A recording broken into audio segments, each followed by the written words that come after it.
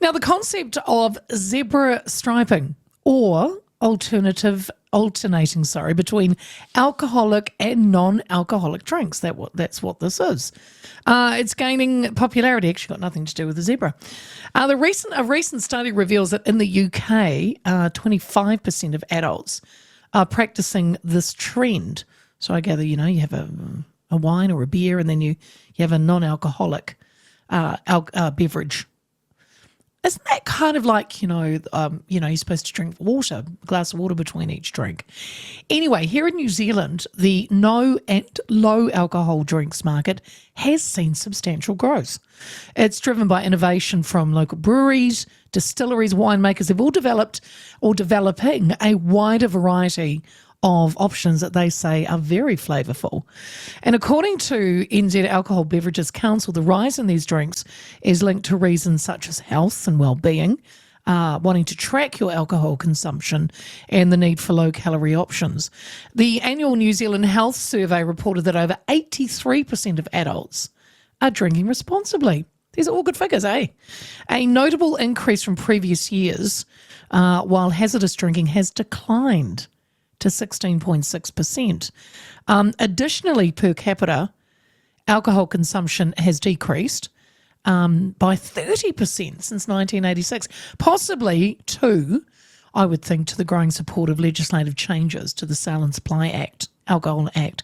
So there's a lot to take in there. It's all good, positive numbers, I believe. But for more on zebra striping and other issues, the CEO of Alcoholic Beverages Council, Virginia Nicholls, is with me.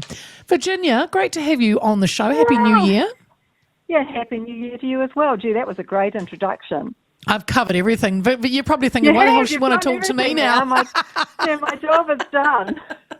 Well, I wanted to set up because, I think that, all of those, that's really all positive, I think. But I wanted to just look at this zebra striping because I thought, I'd always known it as, you drink a glass of water in between your alcoholic drinks.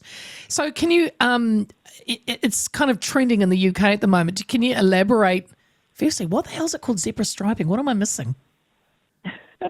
It's wonderful, isn't it? It's just a nice way of saying that we say starting off with a full alcohol product, we might be having a can of beer or something like that, a 4% beer, and then for all sorts of different reasons, we then decide, right, we're going to go on to a low or no alcohol product. So it might be then a no alcohol beer. Because we're driving, perhaps we want to track our beverage consumption, health and well-being reasons, and it could be for a lower calorie drink. And that's what's happening a lot now. I think you're right too. A lot of people do also do water, and I have to admit I do that as well. If I'm having a glass of wine, I'll always have a glass of water, because if I'm really thirsty, I'll drink the water, but if I want to enjoy the beverage, I'll drink the wine, and that's just something that I like to do. Yeah. But we're really, really noticing this trend, and I'm seeing it with my friends. I know it's only anecdotal feedback, but they are really monitoring, how much they're drinking. Yeah. And for instance, they're driving, they'll alter what they're drinking or go SSO on to no alcohol products. So the International Wines and Spirits Record Study highlighted significant international growth in no or low alcohol beverage in that sector. How does, and I know we're doing well here, but how does New Zealand compare to say, those global trends? Are we keeping up? Are we kind of, the little country that's doing well? So that particular data set was on 10 countries around the world. So Australia was one of those, but New Zealand's not in there. The one thing or the information that we do have, which is we've got a survey that we do once a year with Curia Market Research, and across the New Zealand adult population, we continue to see the rise of no and low alcohol drinks. And it's found now that in the last year that 55% of respondents said they drank low alcohol beverages, which is up from 40% of us doing it in 2020. So it's a pretty big increase. That is big. So it's happening also in New Zealand as well.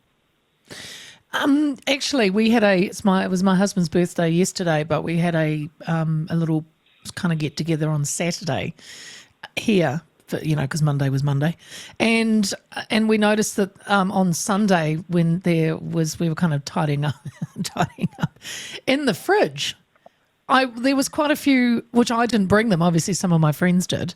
No alcohol beers, and a couple of the low alcohol mixed drinks the girls were drinking, and your bottles of wine that go with it. But yeah, I mean, and I've got to admit, Virginia, with my lot, my circle 10 years ago, I wouldn't have seen that easily. I think you're 5 right. years I think ago. there's a real drive to moderation, really. Mm. And I think what we're seeing with the New Zealand breweries, distilleries and winemakers, they've invested an enormous amount in the last few years in innovation to enhance, and low beer, wine and spirit offerings. And there's a greater choice of products and really good flavours. And I think that's what, if you get a really good product, and there's plenty of them out there, what we're seeing is consumers will drink those. And that's all good news. I think we might have, in the past, I think last year we might have touched on it. Is there particular groups in the country that, or the population that embrace these no or low alcohol beverages more enthusiastically?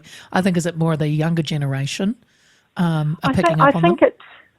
I think it's dependent on the person themselves, actually. I mean, I'm certainly seeing it going across an awful lot of different mix of groups, really. I don't think we don't have any data to specify, gosh, it's here or there, but we're certainly seeing a change right across the population of how we're drinking. We're seeing it with less young people actually drinking or delaying the beginning of their drinking, the teenagers, which is really good news. We don't want them to drink till they're 18 years old. They're seeing the 18 to sort of 24, also drinking considerably less hazardously than what they did. And just across the population, we're just all not as drinking as hazardously as we used to. We're drinking in a more responsible way. I mean, nearly 84% of us drink responsibly. That's a really positive number, and it's a real change. And when you look at, I know there's a lot of stats, but when we look at the Stats New Zealand data, it shows that we're drinking 30% less than what we did in 1986. That's a big drop in sort of volume, if you like.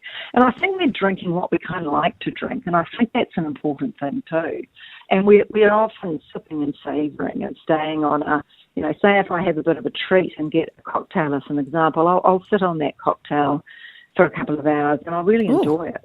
Well done. I'll intersperse it with a little bit of water. Is it like a jug, Virginia, sangria? No. But it's really to be enjoyed, because they are beautiful, aren't they, those cocktails? For me, they're a bit of a celebration thing. And I think that's a great way to drink, really, and have a little bit of food, hopefully, on the table, and we're all away, really, aren't we? Do you think, Virginia, because, I mean, I think it's great that, that's a good number. It can always get better, but 84% drinking responsibly, I think that's fantastic. Totally agree. Do you think a lot of it also has to do with, if we look at Auckland, how the councillors, I mean, will this add to it, how you can't buy alcohol now after 9 o'clock or, different sales of and the Supply Alcohol Act. Do you think that is added to it?